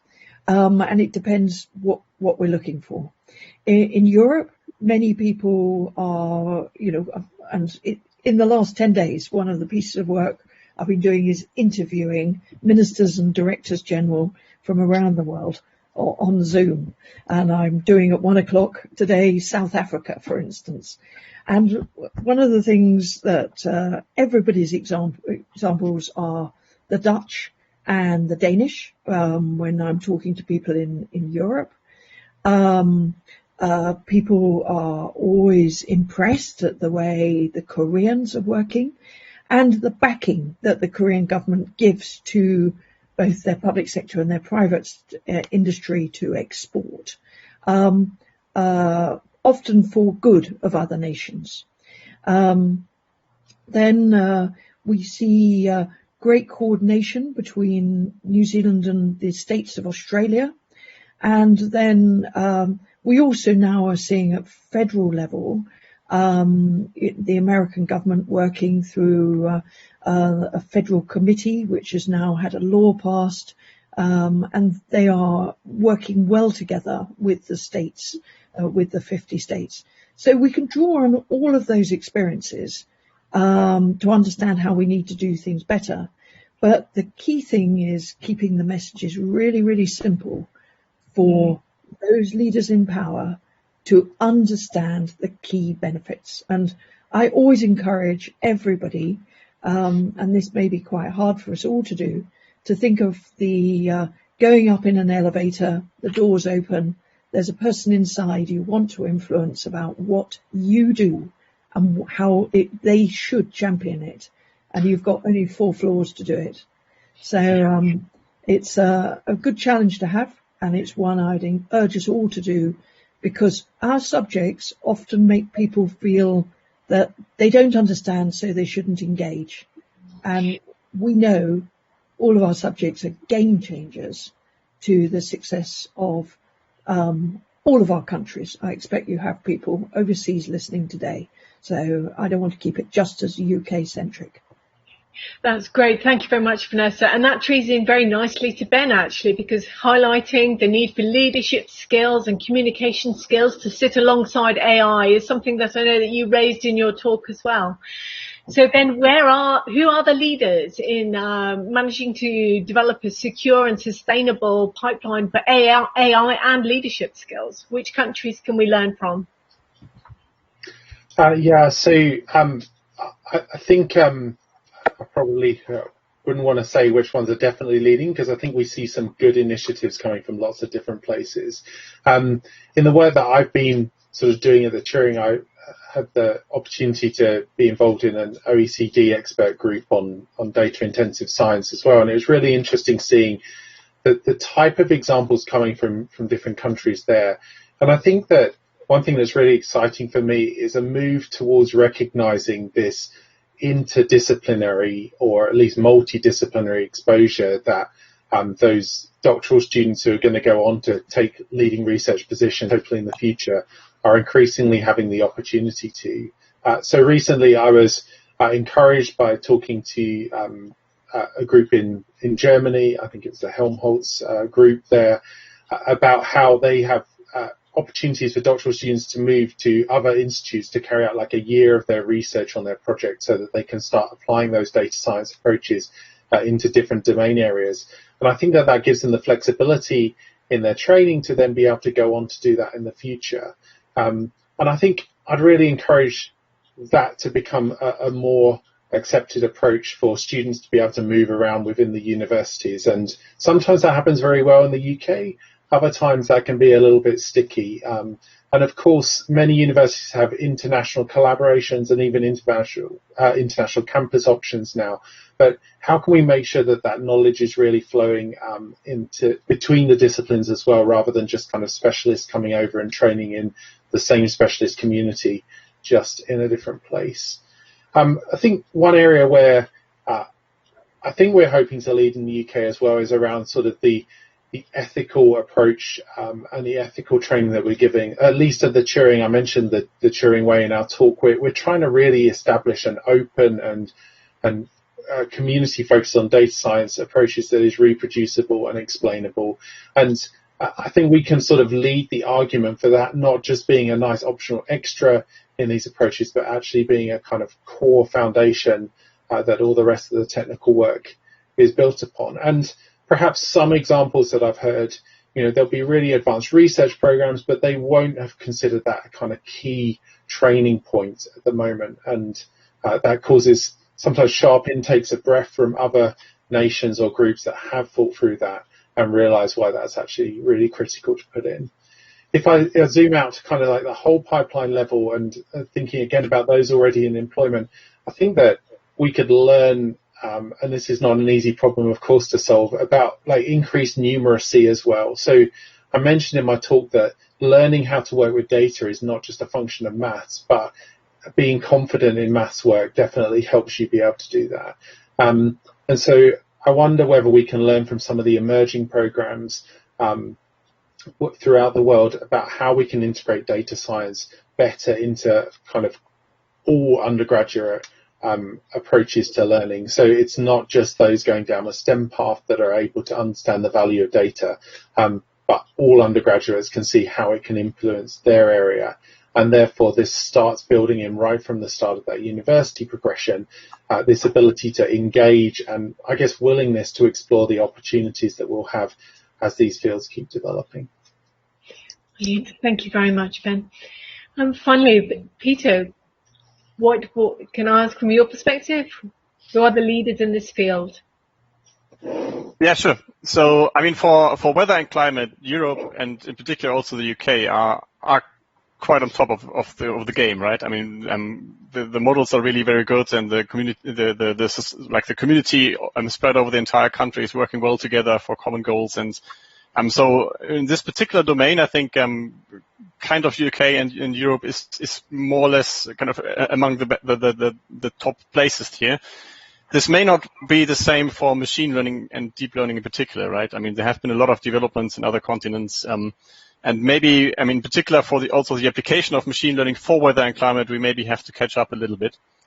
And in particular, that's the case because it's also very kind of machine learning at the moment is also in a bit of an exploratory phase. So basically, it is really the case that a PhD student or undergraduate student from a developing country with a reasonable GPU can basically publish extremely good papers that are at the forefront of science at the moment. Whereas this not necessarily the case in model development as such before, because they basically talk about, petaflop supercomputing applications, and it's a bit more difficult there, right? So basically, by the nature of it, it basically involved more a broader range of people to some extent, to kind of get into machine learning for weather and climate, and that's a good thing.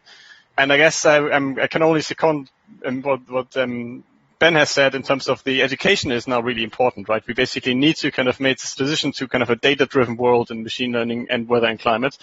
And to do this, we basically need to make sure that the next generation of scientists will actually kind of be able to exploit all of those new tools, software development tools, the new hardware that is available, the new way of thinking that you actually extract information from data, because otherwise you can't really cope with the data anymore, and all these kind of problems that come along with it. And we really need to kind of think about education in the first place, but also we need to kind of, in the next step, we need to kind of really couple machine learning deeper into the domain sciences as well. And I think, in particular, the Turing Institute, for example, is doing a very good job there already. That it's basically, it should not be just funding in terms of like, do some machine learning somewhere, but it should really be like, how can we kind of put the specific domain forward and to combine the two fields closer together in the future. And Thank you. Sorry. Maybe one more point. The connection to industry is also very right. A lot of science is happening at the moment in industry, and actually the industry seems to also be very willing to collaborate with other entities, and this should really be fostered and made possible. Thank you, Peter. You're not going to be surprised, Peter, that we have a lot of questions for you, but I'm going to give you, because we've got quite a lot of Met Office people at the conference, but I'm going to give you a little bit of a break now, but then I hope you're ready for some more questions later on. I'm going to hand over to Gavin, who has got some more interesting questions that have come in from some of the attendees.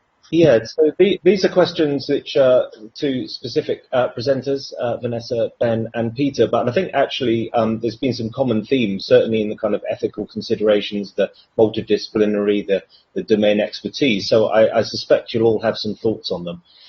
The first question is from Anna-Louise at the Informatics Lab at the Met Office, but also a very similar question from Fiona at the university. Originally set for Vanessa, but I'm sure that Ben, who's brought out the kind of ethical considerations during his presentation and in the panel session so far, may have some thoughts, and maybe Peter too. So the question is, with respect to the international nature of the kind of data we're talking about, and specifically satellite data, what considerations are there for cross-cultural ethics and systems governance? So I think we'll start with Vanessa, if I may. A very good question. Thank you. It is always something that is very much in the mind of people who are using satellite imagery.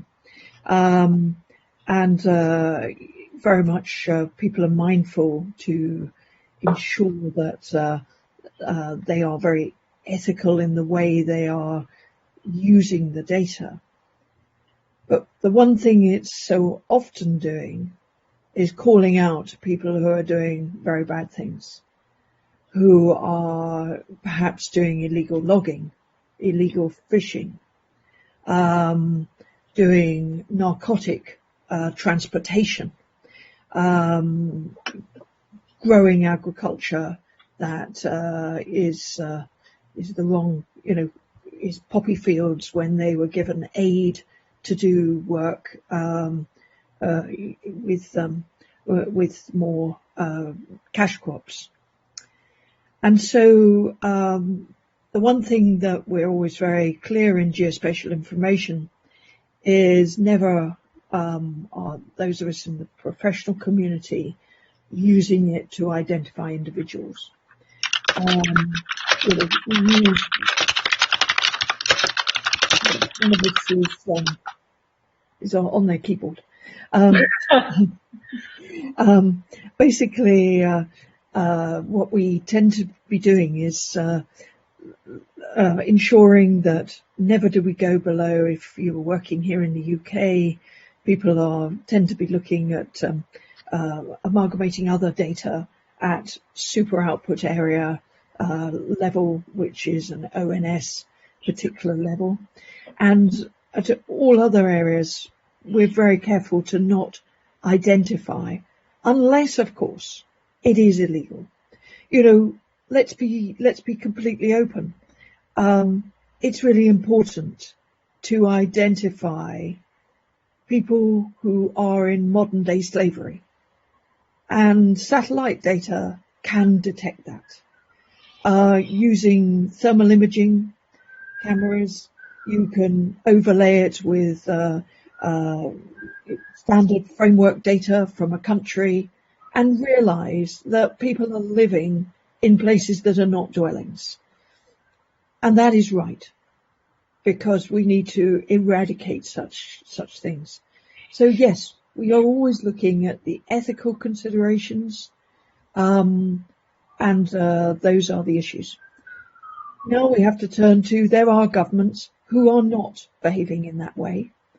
We would all understand that. But often it's other governments who are able to detect that they have the same eyes in the sky, that people are not behaving well. And I was recently involved in looking at some work where clearly refugees were not being treated in the way that international law would expect them to be treated. And that would not have come out because people are not having access to that country on a regular basis, but it allowed international organisations to start to intervene, and we heard about it then on the news about 2 weeks later. So yes, there are big issues. Those of us who work in it make sure that we're using the right ethical standards, but of course there are always bad people. But hopefully this data calls out bad people as well. Yeah, I think that's incredibly encouraging, and I suppose those increasingly high resolution images may well help with that, and that's a really, really exciting thing for the future, as long as it's done in a fair and an ethical way. I'll hand over now to Kirstine, who's got again some specific questions, I think, for Peter at this point. Kirstine? Thank you. Apologies to everyone who sent in questions. We're not going to be able to get through all of them, so we're just choosing a few, and hopefully they're fairly common themes, so they'll mop up some other questions. So, Peter, you've encouraged us to consider where machine learning beats conventional approaches. Could you say a bit more about where you think conventional models will not be beaten? Yes. So, I mean, basically, the big thing that I'm from ECNWF, which is a Center for Medium Range Weather Predictions, and therefore I'm asking answering this question from the perspective of medium range, which means a couple of days into the future.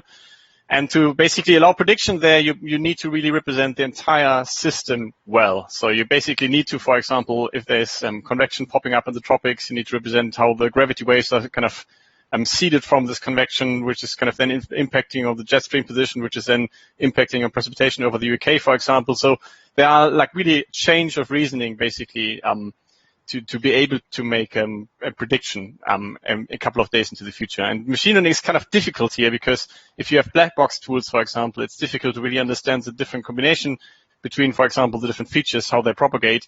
And also, we have a lot of knowledge about the system already that we kind of have in place. So if you just think about the entire picture, it will be very difficult for machine learning to just kind of basically replace the entire model, for example, anywhere in the near future. However, if you then think about the different model components, there is definitely a lot of gain possible. But you're thinking about how to apply machine learning there and speed up model components and basically improve prediction. So it's basically about I don't think that the entire modeling world will fundamentally change in the next couple of years, but rather the individual components of this kind of very complex system are going to change quite drastically.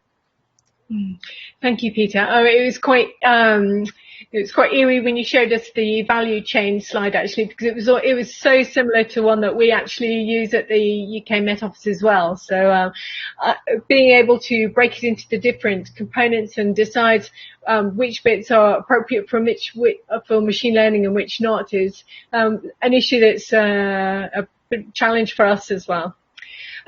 Gavin, I believe you wanted to ask one of the questions for Peter. Well, actually, this is probably general to the whole panel, I think, and actually, if we've touched on this a little bit in terms of interacting with other communities outside of kind of academics, outside of traditional PhD, MSc, undergraduate.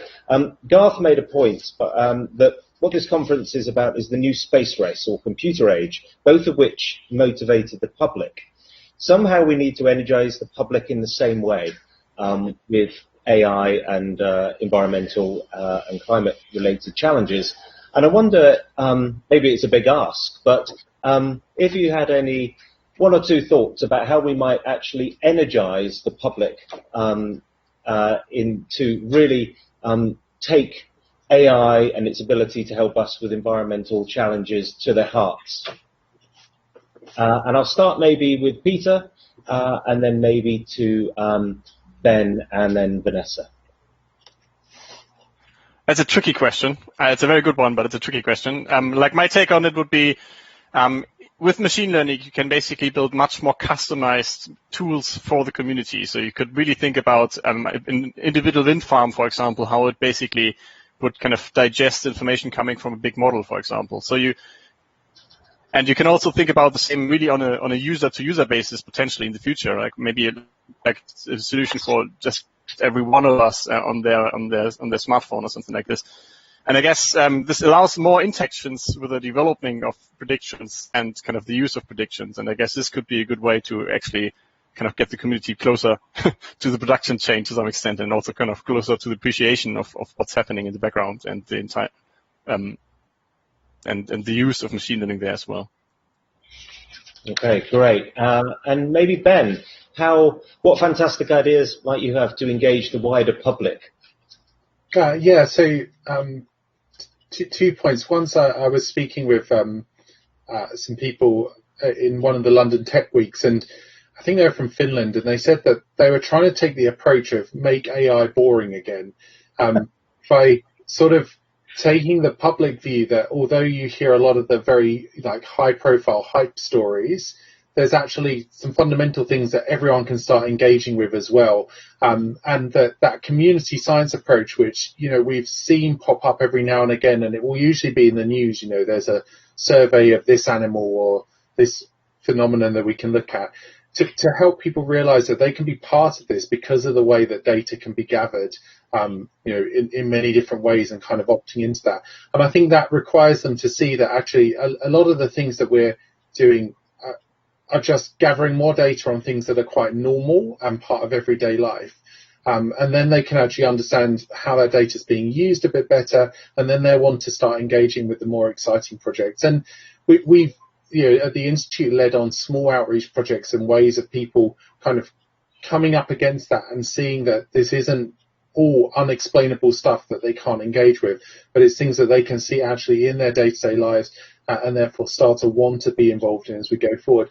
And I think that really helps with the transparency around the work that's going on as well, because that if people are interested, you need to be able to explain it to them in a way that makes sense and not just tries to capture those headlines. So I think that the community is getting better at doing that, but it's just making sure that we sort of keep that perspective of, yes, this is a great tool, but it is just one of the tools that we have available, and people can come and engage with it in a way that's sort of accessible to them. Yeah, really, really nice idea to make it boring and thus more accessible. Vanessa.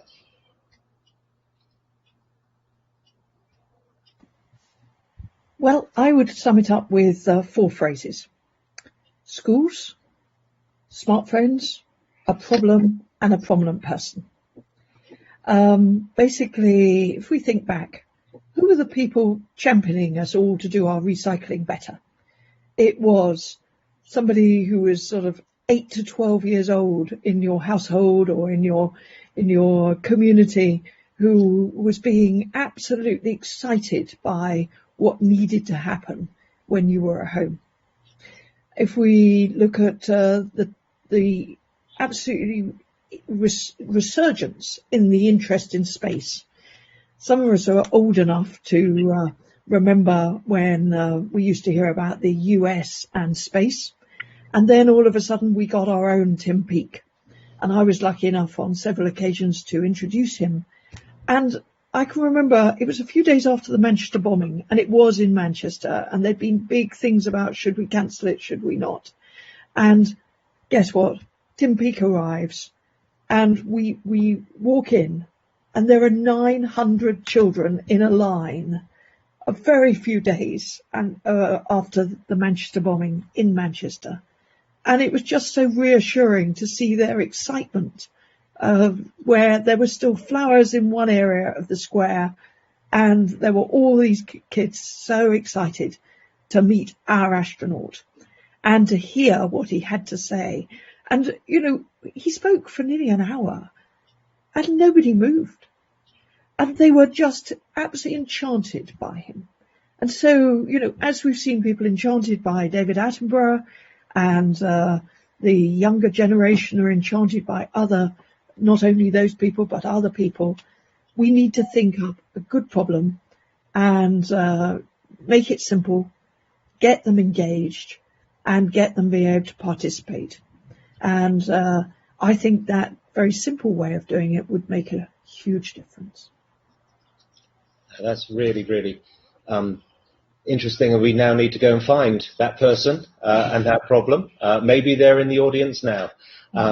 So that's fantastic. I'd like to thank the three panelists for their really insightful and thoughtful answers to the questions, and I hope they'll be able to join us for some of the poster sessions this afternoon. I know Vanessa said she's got to go to South Africa, at least remotely, but we'll certainly say a big thank you to you again for your presentations and for your contributions to the panel discussion. And now to Kirstine for a brief update on what we can expect for the rest of the day. Yeah, I'd just like to reiterate Gavin's thanks to our panelists and for your presentations earlier on today. It's such a shame that we haven't found a way to do applause virtually, but so you're just going to have to imagine the crowd's going wild. So many thanks for all of your talks.